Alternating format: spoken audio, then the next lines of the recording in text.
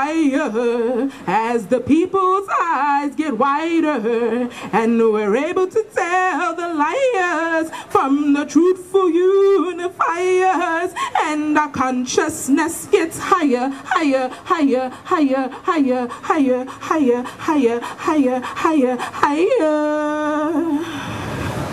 Visitations of irritations resurface as I wait for this fire.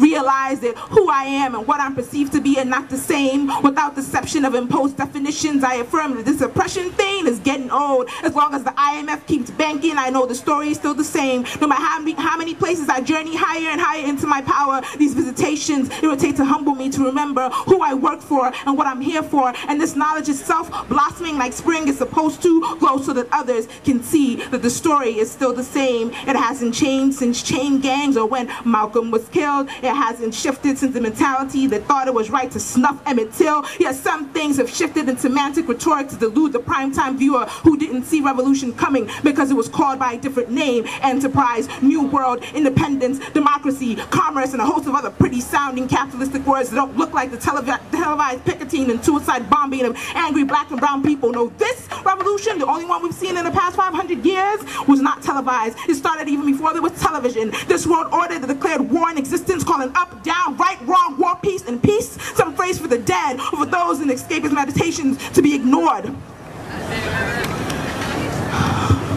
by the consumer nations waiting for the next product that seals their fate in indentured servitude to the empire or corporation, while talking heads talk about the words nigger and bitch to wag the dog-eat-dog of entranced zombified citizens that think their will is free because they bought it on eBay. This order that disorganized and disrupted all other orders by calling them sinful and evil and convincing them that this was true, replacing ceremony with lesson plans whose curriculum consisted of classes like Self-Inflicted Nonsense 101 and weekly Sunday workshop seminars that say how to seek truth everywhere but inside yourselves, drums snatched, lips smacked when speaking mother tongues, son forced to be motherfuckers raping and invading the womb that brought them into this world just for the overseer's pleasure.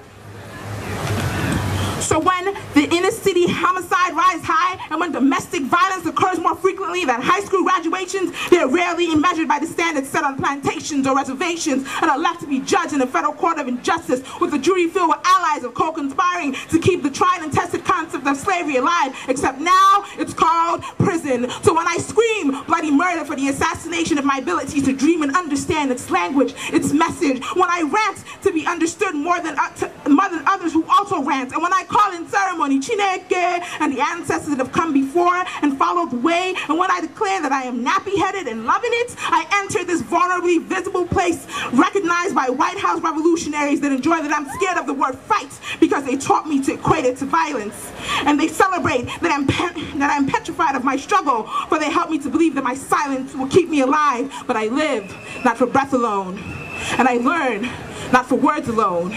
I am, and that is my throne.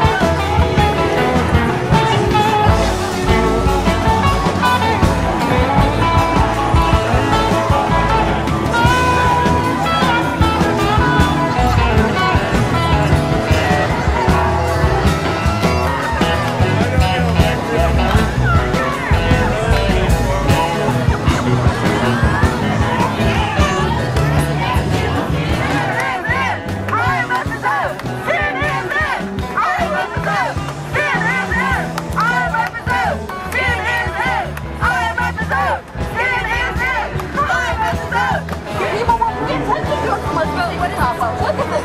All the cameras are looking at us. Yeah, you know what? All these cameras are going to show you guys your top. But they're showing that there's a protest. They're noticing that we're pissed off. Hey, we love you. No, and I love you too. The point is we're pissed off. And if this is the only way, we can get people fucking switching us, then whatever. You're my kids. Fuck my MS. That's the fucking story. You know? Fuck this. We're not going to fight with our guns. We're going to fight with our minds. I refuse to fight with my universal body. I will fight with my everlasting mind. You will not have my body, U.S. government. I will not die in your hands. I will fight you with my mind. Thank you.